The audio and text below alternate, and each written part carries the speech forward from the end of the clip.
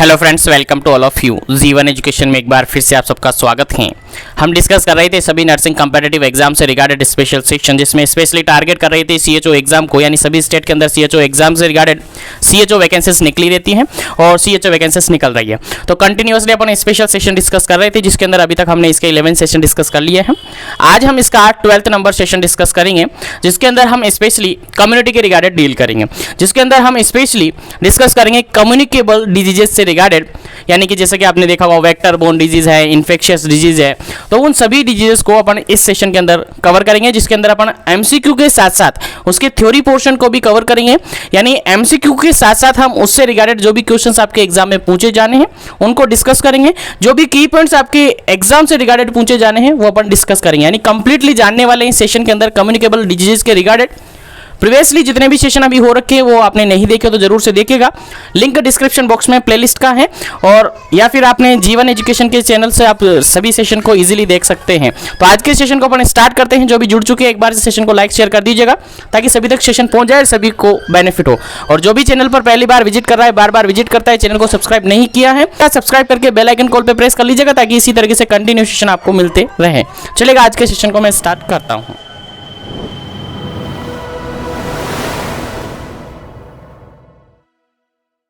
तो चलिए friends, start करते हैं आज के इस सेशन को।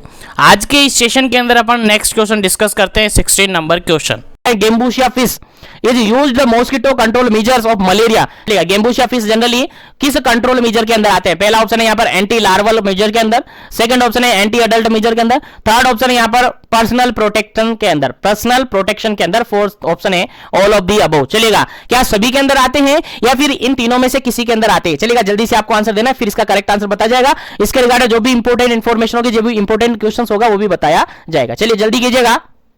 चलेगा, इस क्वेश्चन की अगर बात करें, 16 नंबर क्वेश्चन की अगर अपन बात करें, तो ये आता है आपका option number first, anti larval measure के अंदर आता है। मैंने पहले ही बता दिया है, और फर्स्ट या सेकंड क्वेश्चन के अंदर भी एक क्वेश्चन आया था, जहां पर मैंने बता दिया था कि जो गेम्बूशिया फिश होती है, जो कि लार्वा को खाने का काम करती है, क्या करती है? लार्वा को खाने का काम करती है। कहां से आता है? गेम्बूशिया फिश जो होती है, क्या होती है? गेम्बूशिया फिश लार्वा को खाने का काम करती है। तो कौन से मेजर के अंदर आएगा सर? एंटी लार्वल मेजर के अंदर आएगा। याद रहे, एंटी लार्वल मेजर के अंदर अगर बेसिकली अपन बात करें तो तीन कंडीशन इसके अंदर भी आती है, तीन कंडीशन इसके अंदर भी आती है। अगर आपसे क्वेश्चन पूछा जाए कि एनवायरमेंटल कंट्रोल किया जा रहा है, एनवायरमेंटल क्या किया जा रहा है?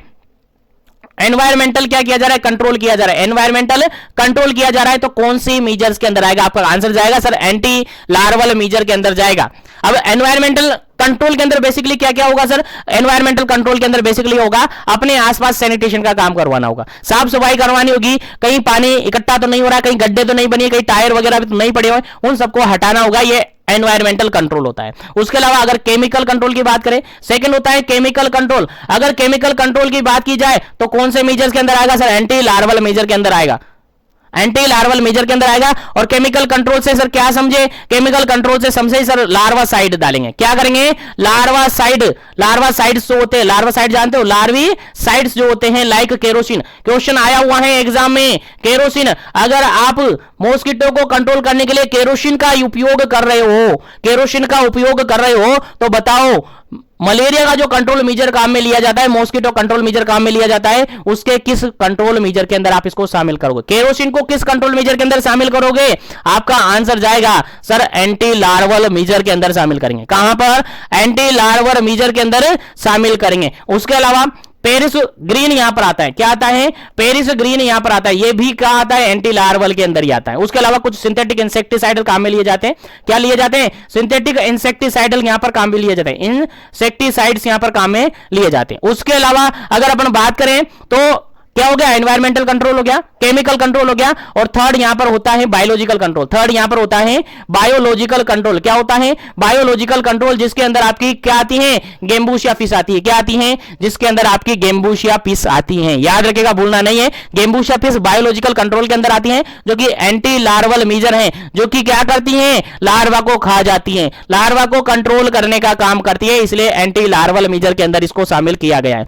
तो एंटी लार्वल मेजर के अंदर जो जो भी आता है, जो भी क्वेश्चन आपके एग्जाम में पूछा जाएगा, लाइक केरोसिन का यूज कहां पर किया जा रहा है, किस लिए किया जा रहा है, तो आपका आंसर जाएगा सर एंटी लार्वल मेजर होता है। अगर कहा जाए कि बायोलॉजिकल कंट्रोल किया जा रहा है, तो आपका आंसर जाएगा सर एंटी लार्वल होगा। और अगर कहा जा रहा है कि गेम्बूशिया फिश को काम में लिया जा रहा है तो आपका आंसर होगा सर एंटी लार्वल मेजर होगा। तो बेसिकली एंटी लार्वल मेजर के अंदर जो भी क्वेश्चन बनता है मैंने बता दिया है, स्क्रीनशॉट ले लीजिएगा और नोट कर लिया होगा तो बहुत अच्छी बात है कि आपने नोट कर लिया। चलिए आगे बढ़ते हैं नेक्स्ट क्वेश्चन पर। उम्मीद करते हैं दोनों मेजर्स के रिगार्डेड यानी एंटी अडल्ट मेजर्स जो कि थोड़ी देर पहले मैंने आपको बताया, और दूसरा मेजर है that is anti larval measure. अब तीसरा मेजर है that is personal protection measure. चलिए आगे बढ़ते हैं नेक्स्ट क्वेश्चन के अंदर बात कर लेते हैं, और इस क्वेश्चन के अंदर बिल्कुल राइट आंसर आपका होगा पर्सनल प्रोटेक्शन, जो कि मैंने बता दिया है। अब क्या इसके अंदर शामिल होगा, चलेगा क्वेश्चन यहां पर देखते हैं। क्वेश्चन है 70 नंबर, यहां पर सॉरी 17 नंबर क्वेश्चन है, और 17 नंबर क्वेश्चन क्या पूछता है देखिएगा, एक बार पढ़ते हैं और समझते हैं। 17 नंबर क्वेश्चन पूछता है mosquito net is use the mosquito control measure of malaria. Malaria के रिगार्डेड जो मॉस्किटो कंट्रोल मेजर्स होते हैं जिसके अंदर आप मॉस्किटो नेट लगाते हैं, मच्छरदानी जिसको अपन कहते हैं, मच्छरदानी अपन जिसको कहते हैं, जनरली किस कंट्रोल मेजर के अंदर आएगा। पहला ऑप्शन यहां पर है एंटी लार्वल मेजर के अंदर आएगा, सेकंड ऑप्शन यहां पर है एंटी अडल्ट मेजर के अंदर आएगा, थर्ड ऑप्शन है यहां पर फॉर पर्सनल प्रोटेक्शन के अंदर आएगा, और फोर्थ ऑप्शन है यहां पर ऑल ऑफ दी अबव आएगा। तो देखिए यहां पर फर्स्ट ऑप्शन तो होगा ही नहीं, क्योंकि इसके अंदर एंटी लार्वल मेजर के अंदर गेम्बूशिया फिश आया, केरोसिन आया, केरोसिन के अलावा कुछ यहां पर बायोलॉजिकल कंट्रोल मेजर्स आए, उसके अलावा पेरिस ग्रीन आया, केमिकल कंट्रोल आए, उसके अलावा एनवायरमेंटल क्या हुआ, एनवायरमेंटल कंट्रोल आया। एनवायरमेंटल कंट्रोल मतलब मैनिपुलेशन किया जाता है एनवायरमेंट के अंदर, यानी कहीं साफ सफाई रखनी होती है, सैनिटेशन का काम करवाना होता है, आसपास पानी इकट्ठा नहीं होने देना है ताकि मच्छर वगैरह पैदा नहीं हो, मॉस्किटो वहां पर पनपे नहीं, ये था। उसके अलावा एंटी अडल्ट के अंदर अपन ने कहा कि जितने भी स्प्रे होते हैं लाइक रेजिडुअल स्प्रे हो जाता है, लाइक स्पेस स्प्रे हो जाता है, लाइक जेनेटिक कंट्रोल यहां पर आ जाता है, लाइक जो मेलाथियोन स्प्रे होता है, डीडीटी स्प्रे होता है, पायरेथ्रम स्प्रे होता है, ये सारा कहा जाता है एंटी अडल्ट के अंदर आ जाता है। अब ऑल ऑफ दी अबव तो होगा ही नहीं, पर्सनल प्रोटेक्शन होगा। इसके अंदर क्या होता है, मच्छरदानी में क्या पूरे घर को रखते हैं, मच्छरदानी में क्या पूरे सोसाइटी को रख लेते हैं, नहीं, पर्सनली करते हैं, खुद मच्छरदानी लगाते हैं, सोते हैं आराम से, मच्छर नहीं काटेंगे, बिल्कुल पर्सनल प्रोटेक्शन के अंदर आते हैं। तो जनरली जो नेट का काम यूज होता है, मॉस्किटो नेट वगैरह लगाई जाती है, वो कहां पर आती है, जनरली पर्सनल प्रोटेक्शन के अंदर आती है, जनरली पर्सनल प्रोटेक्शन के अंदर आती है। उसके अलावा अगर अपन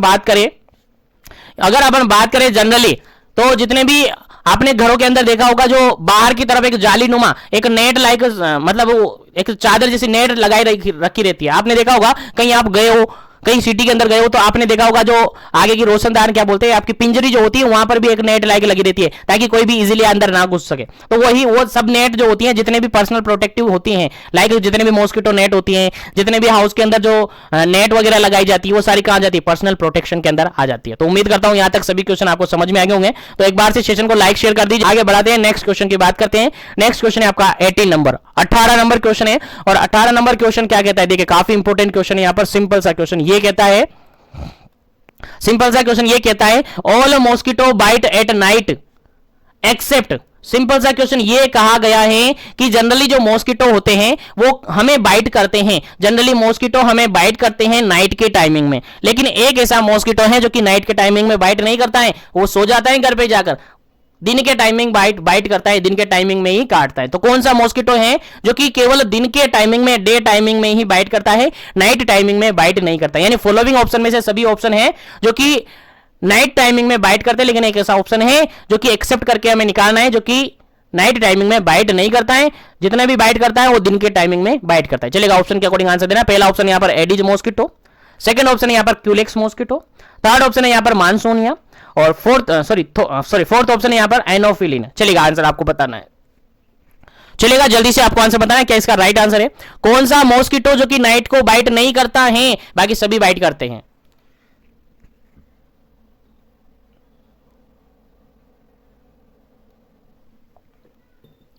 चलेगा इस क्वेश्चन का जो बिल्कुल राइट आंसर है आपका ऑप्शन नंबर फर्स्ट बिल्कुल राइट आंसर है। जो एडिज मॉस्किटो है जनरली ये नाइट के टाइमिंग में बाइट नहीं करता है, केवल डे टाइमिंग में बाइट करता है, केवल डे टाइमिंग में बाइट करता है। जैसे ही मॉर्निंग होती है इसको बाइट करने की स्टार्टिंग हो जाती है, और जैसे ही इवनिंग होती है ये बाइट करना बंद कर देता है, यानी मॉर्निंग से इवनिंग यानी केवल डे टाइमिंग में ये क्या करते हैं, बाइट करते हैं एडिज मॉस्किटो। याद रखिएगा इंपॉर्टेंट है, जनरली आप सबने सुना होगा जो डेंगू मॉस्किटो है, एडिज मॉस्किटो होता है जो जनरली कब बाइट करता है? दिन के टाइमिंग में ही बाइट करता है, नाइट टाइमिंग में ये बाइट नहीं करता है। इंपॉर्टेंट है, आपके एग्जाम में पूछा जा सकता है, क्योंकि ऐसे ही क्वेश्चन आपके एग्जाम में पूछे जाएंगे। चलिए आगे बढ़ते हैं नेक्स्ट क्वेश्चन पर। और नेक्स्ट क्वेश्चन काफी सिंपल सा क्वेश्चन है, उम्मीद है सभी को याद होगा, और जिसको याद नहीं है वो याद रखेगा, काफी इंपॉर्टेंट क्वेश्चन है आपके एग्जाम पॉइंट ऑफ व्यू से। चलिएगा नेक्स्ट क्वेश्चन आपके सामने है, कौन सा था? अच्छा 17, 18, 19 नंबर क्वेश्चन था। चलेगा 19 नंबर क्वेश्चन था आपका, और 19 नंबर क्वेश्चन क्या कहता है देखिएगा। 19 नंबर क्वेश्चन कहता है प्लाज्मोडियम कोजेज, जो प्लाज्मोडियम होते हैं क्या खोज करते हैं? चलेगा आंसर आपको बताना है, प्लाज्मोडियम क्या खोज करते हैं। चलेगा ऑप्शन के अकॉर्डिंग आंसर देना। पहला ऑप्शन है यहां पर डेंगू, सेकंड नंबर ऑप्शन है यहां पर मलेरिया, थर्ड नंबर ऑप्शन है यहां पर चिकनगुनिया, फोर्थ नंबर यहां पर है फाइलेरिया। चलेगा प्लाज्मोडियम क्या खोज करता है? जनरली सबको याद होगा यार, इसमें टाइम अपन वेस्ट नहीं करेंगे, आगे बढ़ेंगे नेक्स्ट क्वेश्चन पर। इस क्वेश्चन को पहले भी अपन सोल्व कर चुके हैं। बिल्कुल राइट आंसर इसका option number B. Option number B बिल्कुल राइट आंसर है। मलेरिया, जो प्लाज्मोडियम होता है जनरली मलेरिया खोज करता है। सबको याद होगा, जिसको याद नहीं है वो याद कर लीजिएगा। चलेगा आगे बढ़ते हैं नेक्स्ट क्वेश्चन पर। सेशन को लाइक शेयर करते रहिए ताकि सभी तक सेशन पहुंचता रहे। चलेगा नेक्स्ट क्वेश्चन यहां पर देखिएगा। क्वेश्चन सिंपल सा ये कह रहा है, in which disease sweating stage अकर? कौन सी डिजीज के अंदर स्वेटिंग स्टेज? स्वेटिंग स्टेज मतलब जानते हो, पसीना होना, पसीना पसीना आजने लग जाना। स्वेटिंग स्टेज किसके अंदर आती हैं? जनरली बताइएगा, स्वेटिंग स्टेज किसके अंदर आती हैं? ऑप्शन के अकॉर्डिंग आंसर देना है। पहला ऑप्शन है यहां पर डेंगू के अंदर, सेकंड ऑप्शन यहां पर मलेरिया के अंदर, थर्ड ऑप्शन यहां पर फाइलेरिया के अंदर, फोर्थ ऑप्शन यहां पर जापानीज एंसेफेलाइटिस के अंदर। चलेगा जल्दी से आपको आंसर बताना है, क्या स्वेटिंग स्टेज किसके अंदर आती है? स्वेटिंग स्टेज जानते हो, अलग अलग स्टेजेस आती हैं एक डिजीज के अंदर, आप सबको पता होगा। तो स्वेटिंग स्टेज किसके अंदर आती है? जल्दी से आपको आंसर देना है ताकि आगे बढ़े नेक्स्ट क्वेश्चन पर। चलेगा इस क्वेश्चन का जो बिल्कुल राइट आंसर है आपका, क्वेश्चन का बिल्कुल राइट आंसर है आपका option number B. Option number B बिल्कुल राइट आंसर है। मलेरिया के अंदर स्वेटिंग स्टेज आती है, मलेरिया के अंदर स्वेटिंग स्टेज आती है। अगर आपने सुना होगा, अगर आपने पढ़ा है, अगर नहीं पढ़ा है तो पढ़ लीजिएगा, मैं बता रहा हूं। अगर आपने पढ़ा है तो देखिएगा, मलेरिया के अंदर 3 स्टेजेस आती हैं, आप सबको याद होनी चाहिए। पहली स्टेज होती है दैट इज कोल्ड स्टेज। कौन सी स्टेज? कोल्ड स्टेज होती है। कौन सी स्टेज होती है? Cold stage. याद रखिएगा, भूलना नहीं है। मलेरिया के अंदर 3 स्टेजेस आती है, मैं थोड़ा सा बता देता हूं यहीं पर ब्रीफली, ताकि अगर क्वेश्चन आपके एग्जाम में आए तो आप इजीली सोल्व कर पाए। तो देखिएगा, पहली जो स्टेज आती है जिसके अंदर कोल्ड स्टेज होती है, जिसके अंदर जनरली पेशेंट को हेडेक होता है। जनरली पेशेंट को क्या होता है? हेडेक होता है, हेडेक देखने को मिलता है। उसके अलावा पेशेंट को नोजिया और वोमिटिंग देखने को मिल सकती है, नोजिया वोमिटिंग पेशेंट को देखने को मिल सकती है। उसी के साथ चिल्ल होती है, उसके साथ चिल्ल होती है, सर्दी वगैरह लगती है। सर्दी लगकर क्या होता है? बुखार आता है, रीगर देखने को मिलता है। क्वेश्चन यहां से आपको एग्जाम में पूछा जा सकता है कि रीगर की कंडीशन जनरली किस डिजीज के अंदर देखने को मिलती है। जैसे स्वेटिंग यहां पर पूछा ना, वैसे यहां पर पूछा जा सकता है कि रीगर की कंडीशन जो जनरली होती है किसके अंदर देखने को मिलती है। रीगर जानते हो? नहीं जानते हो तो याद रखिएगा, सर्दी लगकर बुखार आना रीगर जनरली अपन कह सकते हैं। तो मलेरिया के अंदर रीगर कंडीशन देखने को मिलती है, याद रखिएगा। रीगर REGOR रीगर देखने को मिलती है। कहां पर देखने को मिलती है? मलेरिया के अंदर देखने को मिलती है। यहां पर टेम्परेचर क्या हो जाता है? हाई हो जाता है। टेम्परेचर क्या हो जाता है? हाई हो जाता है। सॉरी, टेम्परेचर क्या हो जाता है? हाई हो जाता है। तो जनरली ये जो स्टेज होती है कोल्ड स्टेज, जनरली ये मान के चलेगा 1 घंटे तक होती है, लास्ट फॉर 1 आवर। कहां तक होती है? Last for 1 hour. क्वेश्चन आपसे एग्जाम में पूछा जा सकता है, इंपॉर्टेंट है कि जो मलेरिया के अंदर कोल्ड स्टेज होती है लास्ट फॉर कितने टाइम तक होती है? कितने टाइम तक होती है? आपका आंसर जाएगा सर 1 घंटे रहती है। जो कोल्ड स्टेज होती है वो केवल 1 घंटे रहती है, उसके बाद खत्म हो जाती है। तो खत्म हो जाती है तो सर दूसरी स्टेज स्टार्ट हो जाती है। हाँ सर, दूसरी स्टेज स्टार्ट हो जाती है जिसको कोल्ड स्टेज बोला जाता है, सॉरी हॉट स्टेज बोला जाता है। कोल्ड स्टेज के बाद कौन सी स्टेज आ जाती है? हॉट स्टेज आ जाती है। यानी सर्दी के बाद अब गर्मी आ गई है। देखिएगा, सर्दी के बाद अब क्या आ गई है? गर्मी आ गई है। और जनरली इसके अंदर देखने को मिलता है हेडेक। जनरली इसके अंदर देखने को मिलता है, काफी ज्यादा हेडेक देखने को मिलता है। यहां पर भी हेडेक देखने को मिलता है, लेकिन यहां पर ज्यादा हेडेक देखने को मिलता है। और हेडेक की कंडीशन इतनी हाई हो जाती है कि जो पर्सन होता है ना, बिल्कुल कपकपा जाता है, बिल्कुल कपकपा जाता है। ऐसी सीवियर कंडीशन हो जाती है इसके अंदर। जो हॉट कंडीशन होती है, काफी कपकपी यहां पर लगने लग जाती है। यानी सर्दी लगी थी, उसके बाद अब थोड़ी सी वहां पर क्या होगी? भेजा घूमने लग जाता है। हॉट स्टेज के अंदर जनरली भेजा घूमने लग जाता है। और टेम्परेचर वेरी हाई हो जाता है। टेम्परेचर है बहुत ज्यादा हाई हो जाता है, बहुत ज्यादा हाई हो जाता है यहां पर। और ये जो स्टेज होती है, जनरली ये स्टेज होती है आपकी 2 से 6 घंटे। 2 से 6 घंटे ये स्टेज रहती है। 2 घंटे से लेकर 6 घंटे तक ये स्टेज रह सकती हैं, याद रखिएगा, भूलना नहीं है। और लास्ट स्टेज होती है आपकी थर्ड स्टेज जिसको स्वेटिंग स्टेज कहते हैं, थर्ड स्टेज होती है जिसको स्वेटिंग स्टेज कहते हैं। और जनरली इस स्टेज के अंदर पेशेंट को रिलीफ मिल जाता है, जनरली इस स्टेज के अंदर पेशेंट को रिलीफ मिल जाता है, यानी जो टेम्परेचर होता है बॉडी टेम्परेचर वो ड्रॉप आउट हो जाता है, गिरने लग जाता है, कम हो जाता है, पेशेंट का टेम्परेचर गिर जाता है, नॉर्मल होने लग जाता है, नॉर्मल की तरफ वो चलने लगता है। ऐसे स्टेज में पेशेंट को पसीना आता है बहुत ज्यादा, इसलिए इसको स्वेटिंग स्टेज कहते हैं। तो बेसिकली मलेरिया के अंदर 3 स्टेजेस देखने को मिलती है, कोल्ड स्टेज, हॉट स्टेज और sweating stage. Cold stage generally 1 घंटे तक रहती है, लास्ट फॉर 1 आवर, और हॉट स्टेज 2 से 6 घंटे तक रह सकती है, और स्वेटिंग स्टेज जो कि नॉर्मल टेम्परेचर होता है तब तक रहती है। जनरली रीगर की कंडीशन कहां पर देखने को मिलती है? आपका क्वेश्चन आपका आंसर जाएगा सर रीगर जनरली मलेरिया के अंदर ही देखने को मिलती है, जो कोल्ड स्टेज होती है वहीं पर रीगर देखने को मिलता है, यानी सर्दी लगकर बुखार आता है, सर्दी लगकर बुखार आता है। और हॉट स्टेज के अंदर ऐसा हो जाता है कि काफी ज्यादा हेडेक यहां पर होता है, फीवर इतना ज्यादा हो जाता है, टेम्परेचर काफी, बॉडी का टेम्परेचर काफी ज्यादा होता है, 2 से 6 घंटे तक पर्सन परेशान होता रहता है। उसके बाद ऑटोमेटिकली क्या हो जाता है, टेम्परेचर गिरने लगता है, नॉर्मल की तरफ जाने लगता है, पेशेंट को रिलीफ हो जाता है, और पेशेंट को क्या आ जाती है, गर्मी आ जाती है। चलो पसीना आ गया यहां तो चलेगा, पसीने के साथ ये स्टेजेस कंप्लीट होती है और मलेरिया का ये एपिसोड यहां फिनिश हो जाता है। फिर उसके बाद वापस रिपीट होता है। अब कैसे रिपीट होता है, कब रिपीट होता है, अभी पेशेंस रखेगा, आपको बताया जाएगा मलेरिया एपिसोड कब रिपीट होता है। चलेगा आगे बढ़ते हैं, उम्मीद है यहां से जो भी क्वेश्चन बनेगा आप बिल्कुल सही से आंसर लगा पाएंगे। चलेगा आगे बढ़ते हैं नेक्स्ट क्वेश्चन पर। नेक्स्ट क्वेश्चन है आपका 21 नंबर क्वेश्चन, और 21 नंबर क्वेश्चन क्या कहता है देखिएगा। 21 नंबर क्वेश्चन कहता है malaria caused by vivax can be treated by, देखिएगा मलेरिया अगर वाइवेक्स के कारण से हुई है, मलेरिया अगर प्लाज्मोडियम वाइवेक्स के कारण से हुई है तो उसको ट्रीट करने के लिए हम क्या देंगे, उसको ट्रीट करने के लिए हम कौन सी डोज देंगे, कौन सी ड्रग देंगे, कौन सी मेडिसिन देंगे। क्वेश्चन आपके सामने है, और as a community health officer आपको याद होना चाहिए कि मलेरिया के अंदर आप कौन सी ड्रग देंगे और कितनी डोज उसकी देंगे। चलेगा जल्दी से आपको आंसर बताना क्या इसका करेक्ट आंसर होगा। पहला ऑप्शन यहां पर है क्लोरोक्वीन 15 mg पर केजी बॉडी वेट के अकॉर्डिंग। सेकंड ऑप्शन है प्रीमाक्विन 0.25 mg पर केजी बॉडी वेट के अकॉर्डिंग। थर्ड ऑप्शन है यहां पर क्लोरोक्विन 20 mg पर केजी बॉडी वेट के अकॉर्डिंग। उसके अलावा फोर्थ ऑप्शन है यहां पर प्रीमाक्विन 0.20 mg पर केजी बॉडी वेट के अकॉर्डिंग देंगे। चलेगा जल्दी से आपको आंसर बता दीजिएगा क्या इसका करेक्ट आंसर होगा, जल्दी कीजिएगा क्या इसका करेक्ट आंसर होगा, फिर आगे बढ़ेंगे नेक्स्ट क्वेश्चन पर। उम्मीद करता हूं क्वेश्चन आपको याद होगा, नहीं याद है तो अब याद रख लीजिएगा, नोटबुक को नहीं उठाइए तो उठा लीजिएगा, क्योंकि ऐसे क्वेश्चन आपके एग्जाम में 100% पसेंगे, 100% आपके एग्जाम में ये क्वेश्चन आ सकता है, क्योंकि as a community health officer है और आप कम्युनिटी की देखभाल करेंगे, कम्युनिटी की केयर करेंगे, तो ये ऐसे क्वेश्चन नहीं होंगे तो फिर क्या क्वेश्चन आपको याद होंगे यार, बिल्कुल याद होने चाहिए। चलिएगा आंसर बताइएगा क्या इसका करेक्ट आंसर है।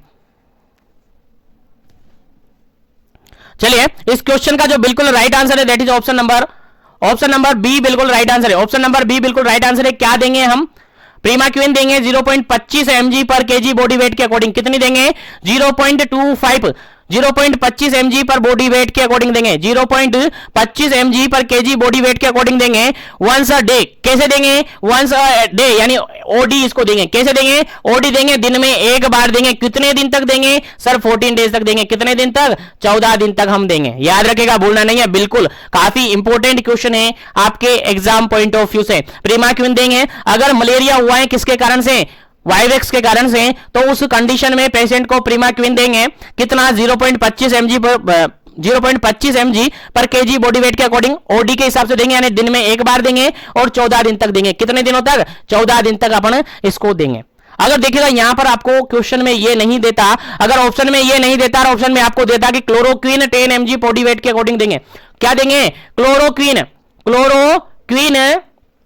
10 mg पर केजी बॉडी वेट के अकॉर्डिंग देंगे अपन, 10 mg पर केजी बॉडी वेट के अकॉर्डिंग देंगे। अब देखिए ये वाला ऑप्शन यहां पर है कि नहीं है, देख लो। क्लोरोक्विन यहां पर 15 है तो कि गलत है, क्लोरोक्विन यहां पर 20 है जो कि गलत है। अगर यहां पर सही होता, अगर यहां पर 10 mg होता तो फिर अपन कंफ्यूजन हो जाती, क्योंकि 2 ऑप्शन मिल जाता, जो कि होना नहीं होता है। तो आपको दोनों को याद रखना है, दोनों ड्रग्स आपको याद रखनी है। ऑप्शन में ये भी मिल सकती है, ऑप्शन में ये भी मिल सकती है। ऑप्शन में दोनों मिल जाएगी तो फिर उसके अकॉर्डिंग ऑप्शन आपका चेंज हो जाएगा। ठीक है, तो याद रखेगा, अगर प्लाज्मोडियम वाइवेक्स के कारण से मलेरिया हुआ है, अगर प्लाज्मोडियम वाइवेक्स के कारण से मलेरिया हुआ है तो ऐसी कंडीशन में हम ट्रीटमेंट करते हैं, या तो उसको पेशेंट को देंगे, या तो पेशेंट को देंगे अपन प्रीमाक्विन 0.25 mg पर केजी बॉडी वेट के अकॉर्डिंग ओडी में देंगे। कितने, किस में देंगे, ओडी में, यानी डेली का एक डोज अपन देंगे। उसके अलावा कितने दिन तक देंगे सर, 14 दिन तक हम देंगे। अगर ये ऑप्शन में नहीं होता तो फिर क्लोरोक्वीन देंगे 10 mg पर केजी बॉडी वेट के अकॉर्डिंग, 10 mg पर केजी बॉडी वेट के अकॉर्डिंग देंगे। और कितने दिन तक देंगे, तो ये देंगे आप 3 दिन तक। कितने दिन तक देंगे, 3 दिन तक देंगे। और इसको भी ओडी देंगे, यानी दिन में एक बार देंगे और ओडी 3 दिन तक कंटिन्यू देंगे, 3 दिन तक देंगे। क्लोरोक्वीन 10 mg पर केजी बॉडी वेट के अकॉर्डिंग देंगे। तो याद रखेगा, दोनों आपको याद होनी चाहिए, दोनों आपको याद होनी चाहिए, भूलना नहीं है। अगर प्राइमेक्विन देंगे तो 0.25 mg बॉडी 0.25 mg पर केजी के अकॉर्डिंग बॉडी वेट के अकॉर्डिंग देंगे। ओडी देंगे 14 दिन तक देंगे। और क्लोरोक्विन की बात की जाए तो 10 mg पर केजी बॉडी वेट के अकॉर्डिंग ओडी देंगे, 3 दिन तक देंगे। याद रखिएगा, भूलना नहीं है। बार बार रिपीट कर रहा हूं इसका मतलब ये नहीं है, बार बार रिपीट कर रहा हूं इसका मतलब ये नहीं है कि ऐसे ही रिपीट कर रहा हूं, नहीं, आपको याद हो जाए इसीलिए मैं रिपीट कर रहा हूं। तो दोनों याद रखिएगा, आपको वाइवेक्स की कंडीशन है तो दोनों ड्रग दे सकते हैं, प्रीमाक्विन भी दे सकते हैं, क्लोरोक्विन भी दे सकते हैं। प्रीमाक्विन 0.25 mg पर केजी बॉडी वेट के अकॉर्डिंग ओडी देंगे, 14 दिन तक देंगे। क्लोरोक्विन देंगे तो 10 mg पर केजी बॉडी वेट के अकॉर्डिंग देंगे, ओडी देंगे और 3 दिन तक देंगे। याद रखिएगा, भूलना नहीं है, काफी इंपॉर्टेंट है ये क्वेश्चन आपके एग्जाम पॉइंट ऑफ व्यू से। चलेगा, इसके अलावा अगर आपको जनरली कहा जाए, अगर आपको जनरली कहा जाए कि यहां पर प्लाज्मोडियम जो हुआ है, मलेरिया हुआ है, वो वाइवेक्स के अकॉर्डिंग नहीं हुआ है, वाइवेक्स से नहीं हुआ है। प्लाज्मोडियम जो हुआ है वो फेल्सीफेरम के कारण से हुआ है। मलेरिया जो हुआ है वो पेल्सीपेरम के कारण से हुआ है। किसके कारण से हुआ है, पेल्सीपेरम के कारण से हुआ है। चलेगा, अब बताइएगा आंसर क्या होगा, अब बताइएगा आंसर क्या होगा कि मलेरिया हुआ है लेकिन पेल्सीपेरम के कारण से हुआ है, तो हम उसको ट्रीट कैसे करेंगे, उसको हम ट्रीट कैसे करेंगे। तो यहां पर कंबाइंड थेरेपी काम में ले सकते हैं, यहां पर जनरली कंबाइंड थेरेपी काम में ले सकते हैं। लेकिन एक ड्रग है जो कि आपको याद रखनी है, वो होती है आर्ट्रीमेसिन। क्या होती है, आर्ट्रीमेसिनिन। ठीक है, याद रखिएगा, आर्ट्रीमेसिनिन होती है जो कि हम देते हैं पेशेंट को। क्या देते हैं, आर्ट्रीमेसिनिन देते हैं जो कि हम पेशेंट को देते हैं। अगर मलेरिया किसके थ्रू हुआ है, पेल्सीपेरम के थ्रू हुआ है। कैसे, क्या देंगे, आरटी देंगे, आरटी, ARTEMESININ, आर्टेमिसिनिन। ठीक है, याद रखिएगा, आर्टेमिसिनिन से हम उसका ट्रीटमेंट करेंगे। उसके अलावा हम कंबाइंड थेरेपी भी वहां पर दे सकते हैं। क्या दे सकते हैं, कंबाइंड थेरेपी भी दे सकते हैं। उसके अलावा जो भी एंटी मलेरिया ड्रग होती है वो अपन वहां पर देते हैं। तो बेसिकली यहां पर दोनों क्वेश्चन आपसे एग्जाम में पूछा जा सकता है, वाइवेक्स के अकॉर्डिंग मोस्टली पूछा जा सकता है। कॉमन क्वेश्चन है वाइवेक्स का, कॉमन क्वेश्चन क्या है वाइवेक्स का। अगर वाइवेक्स से नहीं पूछा जाए, पेल्सीपेरम से पूछा जाए, तो फिर यहां आपका आंसर होगा क्या देंगे, आर्टेमिसिनिन उसको देंगे। उसके अलावा अगर अदर कॉम्बिनेशन थेरेपी उसको दे सकते हैं। तो उम्मीद है यहां से क्वेश्चन के रिगार्डिंग जो भी क्वेश्चन आपसे एग्जाम में पूछा जाएगा आपका बिल्कुल राइट आंसर होगा। चलिएगा, मैं आगे बढ़ता हूं नेक्स्ट क्वेश्चन पर।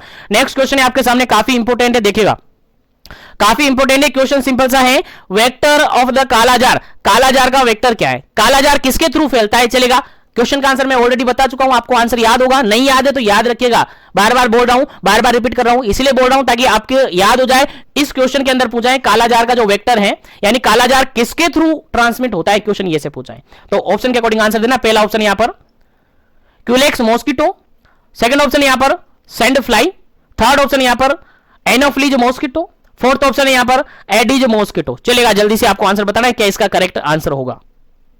चलेगा, जल्दी से आंसर बताना है क्या इसका करेक्ट आंसर होगा। काफी इंपॉर्टेंट क्वेश्चन है आपके एग्जाम पॉइंट ऑफ व्यू से, और क्वेश्चन पहले ही मैं रिपीट कर चुका हूं, पहले भी मैं इसका आंसर बता चुका हूं, तो आपको सही से आंसर देना है। फटाफट से कीजिएगा, जल्दी कीजिएगा।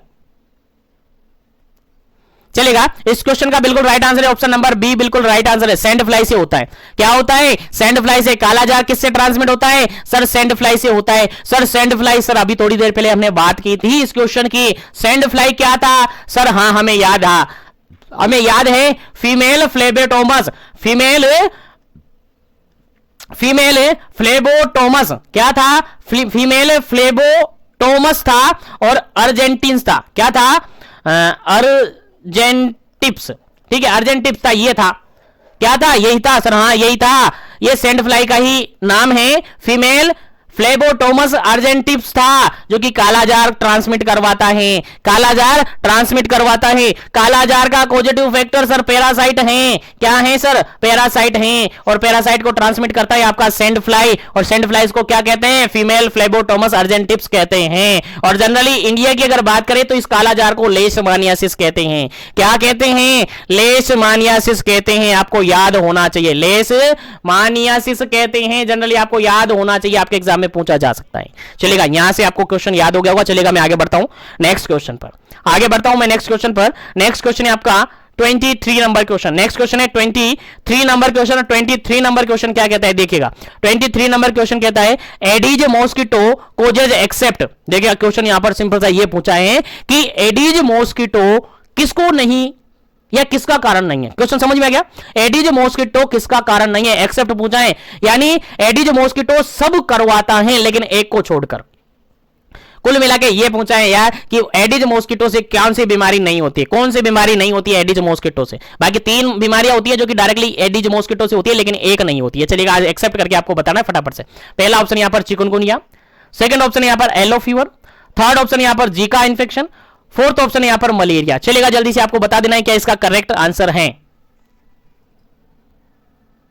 23 नंबर क्वेश्चन का क्या राइट आंसर होगा जल्दी से आपको बताना है। चलिएगा इस क्वेश्चन का जो बिल्कुल राइट आंसर है दैट इज ऑप्शन नंबर 4 बिल्कुल राइट आंसर है।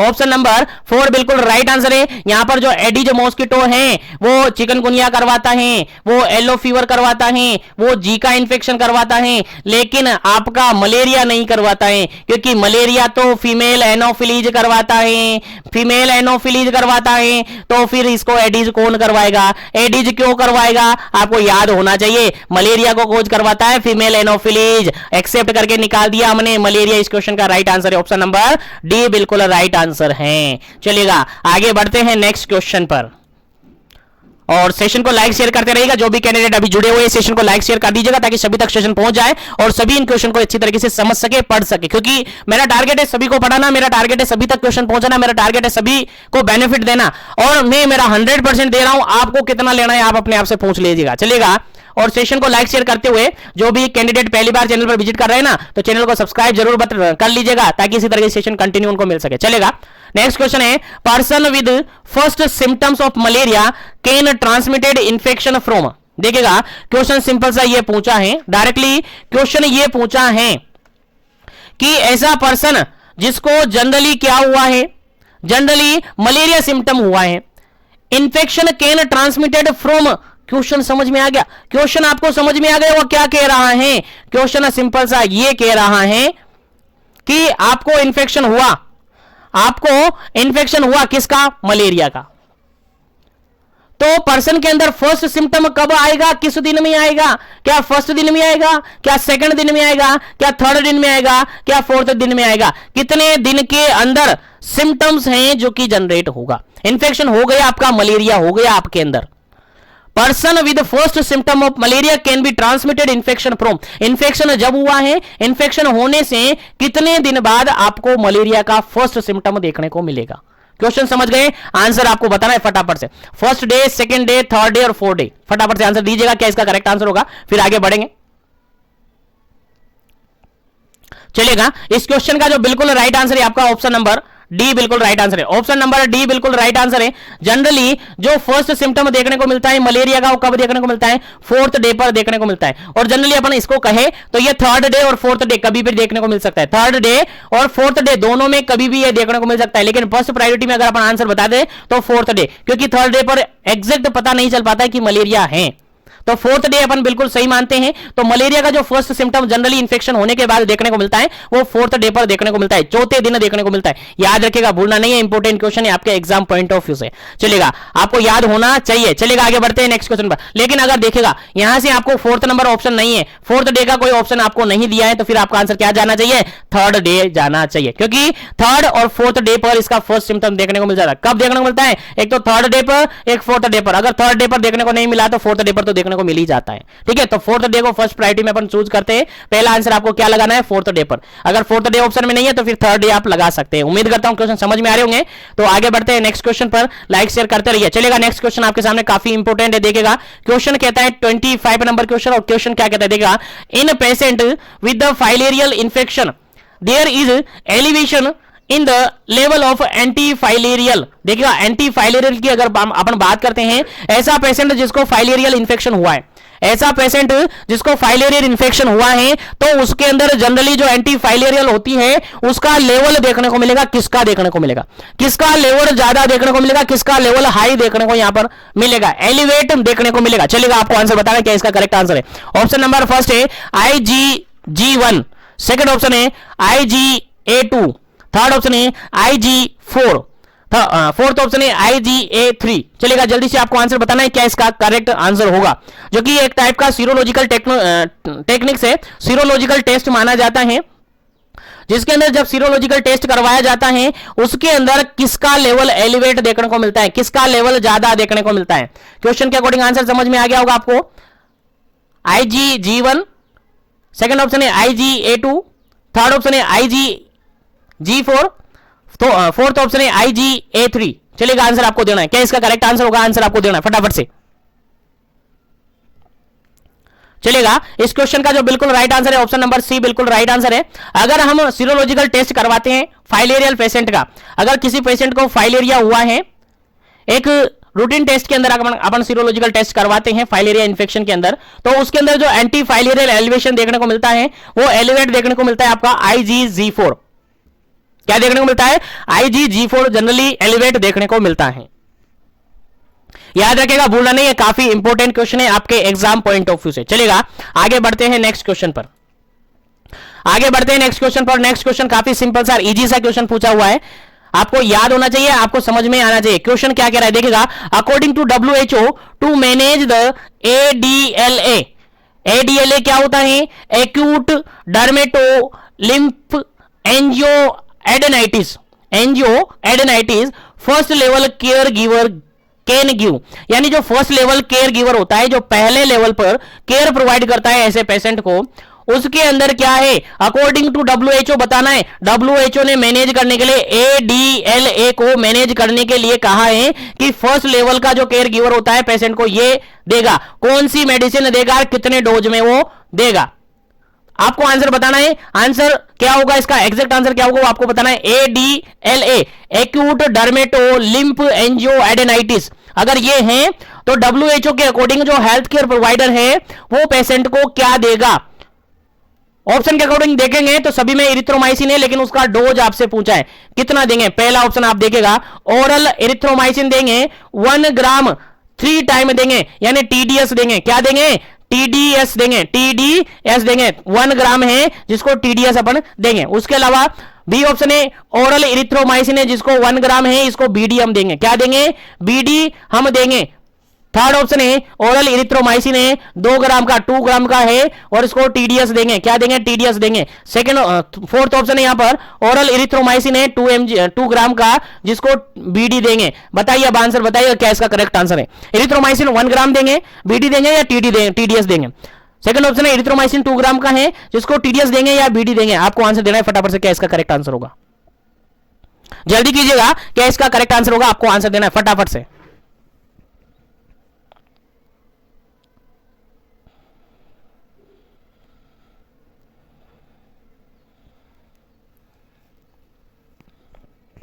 चलेगा, इस क्वेश्चन का बिल्कुल राइट आंसर अगर अपन देखें, तो ऑप्शन नंबर फर्स्ट बिल्कुल राइट आंसर है। ऑप्शन नंबर फर्स्ट बिल्कुल राइट आंसर है। यहां पर अगर अपन देंगे तो 1 ग्राम देंगे, उसको TDS देंगे, यानी दिन में 3 बार देंगे। ठीक है, याद रखेगा, अगर WHO के अंदर बिल्कुल एग्जैक्ट आपसे पूछा है WHO के अकॉर्डिंग, तो ADLA क्या होता है, एक्यूट डर्मेटो लिम्फ एंजियोएडेनाइटिस अगर है तो उसको फर्स्ट केयर गिवर जो होता है क्या देगा, तो उसको इरिथ्रोमाइसिन देगा, ओरल इरिथ्रोमाइसिन देगा 1 ग्राम ओरल इरिथ्रोमाइसिन देगा, TDS देगा। TDS मतलब 3 बार देगा, एक दिन में 3 बार देगा। याद रखेगा, भूलना नहीं है, काफी इंपॉर्टेंट है आपके एग्जाम पॉइंट ऑफ व्यू से। अगर इसके अलावा अदर मेडिसिन भी दे सकता है पेशेंट को, ऐसा नहीं है कि नहीं देगा। अदर मेडिसिन दे सकता है लाइक पैरासीटामोल, अगर एनाल्जेसिक्स और फीवर, अगर फीवर और पेन वगैरह हो रखा है तो एनाल्जेसिक्स यानी कि पैरासीटामोल दे सकता है। और पैरासीटामोल को जनरली 1 ग्राम जो होता है उसको 3 से 4 बार देगा। कितना देगा, 3 से 4 बार देगा। उसके अलावा एमोक्सिसिलिन देगा, एमोक्सिसिलिन भी दे सकता है। उसके अलावा पेनिसिलिन भी दे सकता है, अगर किसी भी टाइप का कोई एलर्जी वगैरह हो तो पेनिसिलिन भी दे सकता है, एमोक्सिसिलिन भी दे सकता है, पैरासीटामोल भी दे सकता है। लेकिन बेसिकली अगर बात करें ओरल इरिथ्रोमाइसिन की तो वो देंगे जनरली 1 ग्राम, TDS देंगे 3 बार देंगे दिन में। ठीक है, उम्मीद है समझ में आ गया होगा। चलेगा, आगे बढ़ते हैं नेक्स्ट क्वेश्चन पर। उम्मीद है यहां तक आपको सब कुछ समझ में आ गया होगा। नेक्स्ट क्वेश्चन है काफी इंपॉर्टेंट क्वेश्चन है, आपके एग्जाम पॉइंट ऑफ व्यू से आपको आना चाहिए। देखेगा, चलेगा, नेक्स्ट क्वेश्चन है यहां पर 27 नंबर क्वेश्चन है। क्वेश्चन काफी इंपॉर्टेंट है, आपके एग्जाम में पूछा जा सकता है डायरेक्टली। 27 नंबर में कह रहा है immunochromatography card test. Immunochromatographic card test जो करते हैं वो किसके डिटेक्शन के लिए करते हैं, यानी किसके लिए ये करते हैं? आईसीटी। जनरली क्वेश्चन आपसे एग्जाम में पूछा जा सकता है कि जो आईसीटी अपन करते हैं, आईसीटी बोले तो क्या बोलते हैं? आईसीटी को आईसीटी बोले तो immunochromatography card test generally किसके डिटेक्शन के लिए करते हैं? काफी इंपॉर्टेंट क्वेश्चन है, सीधा सा क्वेश्चन है। आईसीटी मतलब किसके लिए करते हैं? ऑप्शन के अकॉर्डिंग आंसर देना। पहला ऑप्शन यहां पर मलेरिया के लिए करते हैं, सेकंड ऑप्शन यहां पर फाइलेरिया के लिए करते हैं, थर्ड ऑप्शन यहां पर नन ऑफ द अबव के लिए करते हैं, फोर्थ ऑप्शन यहां पर बोथ ऑफ द अबव के लिए करते हैं। दोनों ऊपर हैं उनके लिए करते हैं, या फिर मलेरिया और फाइलेरिया के लिए करते हैं? चलेगा, मैं दो ऑप्शन काट देता हूं, दो ही ऑप्शन आपके पास है, बताइए किसके लिए करते हैं। फटाफट से आंसर दीजिएगा, क्या इसका करेक्ट आंसर होगा? ICT immunochromatographic card test जो करते हैं वो किसके लिए करते हैं?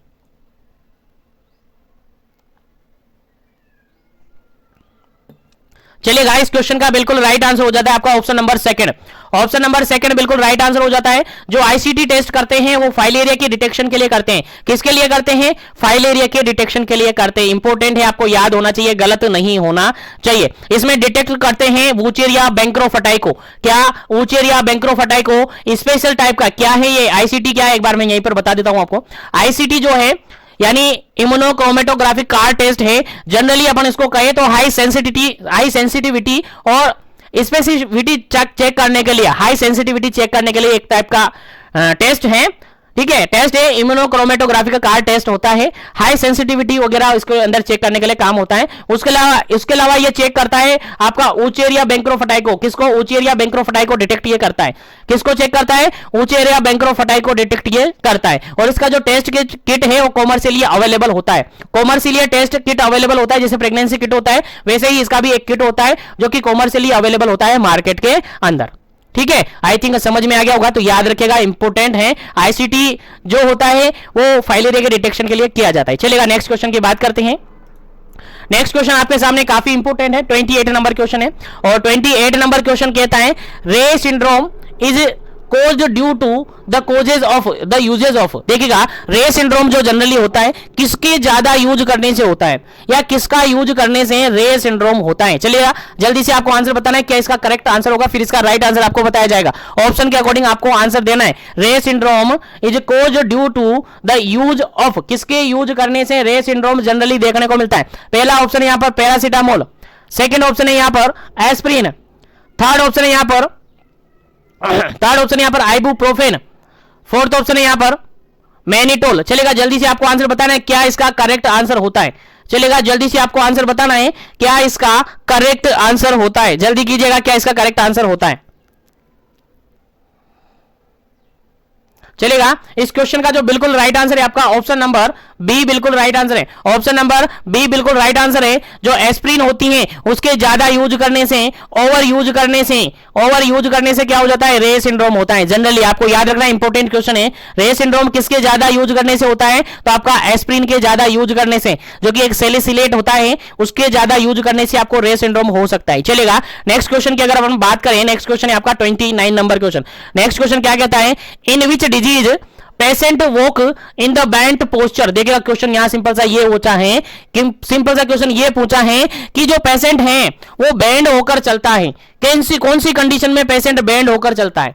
पेशेंट वॉक इन बेंट पोस्चर, बैंड होकर चलना जनरली किसके अंदर देखने को मिलता है? ऑप्शन है मलेरिया के अंदर, ऑप्शन बी है चिकनगुनिया के अंदर, ऑप्शन सी है फाइलेरिया के अंदर, ऑप्शन डी है डेंगू के अंदर। चलेगा, जल्दी से आपको आंसर बताना है क्या इसका करेक्ट आंसर होगा।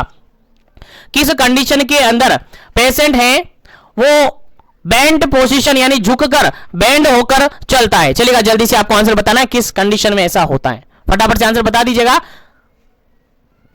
मलेरिया, चिकनगुनिया, फाइलेरिया या फिर डेंगू। चलेगा, इस क्वेश्चन का जो बिल्कुल राइट आंसर है आपका ऑप्शन नंबर सेकंड बिल्कुल राइट आंसर है। चिकनगुनिया के अंदर पेशेंट बैंड पोजीशन में चलता है। क्यों चलता है? क्योंकि यहां पर सीवियर क्या होता है? जॉइंट पेन देखने को मिलता है। क्या होता है? सीवियर जॉइंट पेन होता है। और सीवियर जॉइंट पेन होता है, इसीलिए पेशेंट बैंड पोजीशन में बैंड होकर चलता है, बैंड पोजीशन में वॉकिंग करता है। क्यों करता है? क्योंकि उसको सीवियर जॉइंट पेन होता है, यानी उसके जॉइंट पेन होता है, जिसके कारण से क्या होता है?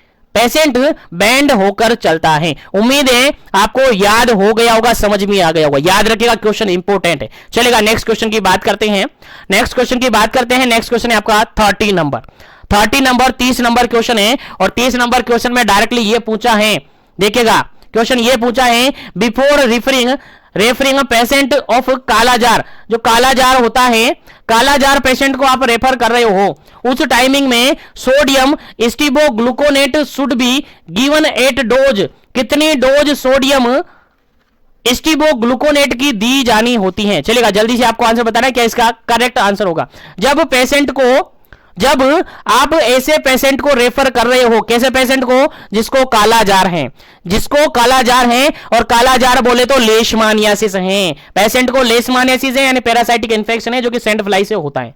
अगर पेशेंट को कालाजार है और उस पेशेंट को आप क्या कर रहे हो, रेफर कर रहे हो, तो उस पेशेंट को सोडियम स्टीबोग्लूकोनेट की कितनी डोज आप दोगे, कितनी डोज आप उसको दोगे, फटाफट से आपको आंसर देना है क्या इस क्वेश्चन का करेक्ट आंसर होता है। जल्दी से आपको आंसर देना। पहला ऑप्शन है 20 mg पर डीएल, सेकंड ऑप्शन है 25 mg पर डीएल, थर्ड ऑप्शन है 30 mg पर डीएल, और फोर्थ ऑप्शन है 35 mg पर डीएल। चलेगा, जल्दी से आपको आंसर बताना है क्या इसका करेक्ट आंसर होगा। चलेगा, इस क्वेश्चन का क्या करेक्ट आंसर होगा आपको देना है फटाफट से। सोडियम स्टीबोग्लूकोनेट की कितनी डोज आप देंगे। चलेगा, यहां पर थोड़ा सा करेक्शन कर लीजिएगा, डीएल की जगह आप केजी कर लीजिएगा, डीएल की जगह क्या कर लीजिएगा, केजी कर लीजिएगा, किलोग्राम। ठीक है, बस आप कुछ। चलेगा, आप बताइएगा क्या करेक्ट आंसर है। चलेगा, अगर पेशेंट को कालाजार है यानी लेशमानियासिस है, और उस पेशेंट को आप प्राइमरी केयर देकर पेशेंट को रेफर कर रहे हो, पेशेंट को क्या कर रहे हो, रेफर कर रहे हो, तो पेशेंट को आप देते हैं ऑप्शन नंबर फर्स्ट 20 mg, कितने 20 mg पर केजी बॉडी वेट के अकॉर्डिंग आप उसको क्या देते हैं, सोडियम स्टीबोग्लूकोनेट देते हैं। और एक दिन के अंदर मैक्सिमम आप अगर बात करें, एक दिन के अंदर मैक्सिमम सोडियम स्टीबोग्लूकोनेट की बात करें तो 850 mg पर डे के अकॉर्डिंग दे सकते हो, यानी एक दिन में आप कितना सोडियम स्टीबोग्लूकोनेट दे सकते हो पेशेंट को, 850 यानी 850 आप दे सकते हो, 850 mg पर डे के अकॉर्डिंग दे सकते हो। इससे ज्यादा नहीं देना है, इससे कम दे सकते हो। ठीक है, तो किस लेवल पर आप देते हैं, याद रखिएगा, कालाजार पेशेंट है और कालाजार पेशेंट को आप ट्रांसफर कर रहे हो, रेफर कर रहे हो, तो उसको डोज कितनी देते हैं, 20 mg पर केजी बॉडी वेट के अकॉर्डिंग दे देते हैं। और एक दिन में मैक्सिमम कितनी देते हैं, क्वेश्चन यहां से भी पूछा जा सकता है आपसे 850 mg डोज आप देते हैं एक दिन में पेशेंट को। उम्मीद करता हूं यहां तक सभी क्वेश्चन आपको समझ में आ गए होंगे, लेकिन इस सेशन को अपन यहीं पर फिनिश करेंगे। रिमेनिंग क्वेश्चन को अपन नेक्स्ट सेशन के अंदर जल्द ही सोल्व कर देंगे, यानी कल के सेशन के अंदर, नेक्स्ट सेशन के अंदर सोल्व कर देंगे। उम्मीद है सभी क्वेश्चन आपको अच्छे लगे होंगे, समझ में आ गए होंगे। और सेशन को ज्यादा से ज्यादा लाइक कीजिएगा, ज्यादा से ज्यादा शेयर कीजिएगा। जो भी चैनल पर पहली बार विजिट कर रहे हैं, चैनल को सब्सक्राइब कर लीजिएगा, बेल आइकन कॉल पे प्रेस कर लीजिएगा, ताकि इसी तरीके से सेशन कंटिन्यू आपको मिलते रहे। और उम्मीद करता हूं जो भी आपको सेशन अवेलेबल कर रहा हूं, उससे बाहर आपके एग्जाम में बिल्कुल कोई क्वेश्चन नहीं देखने को मिलेंगे, लेकिन आपको कंसंट्रेशन के साथ सभी क्वेश्चन को पढ़ना है।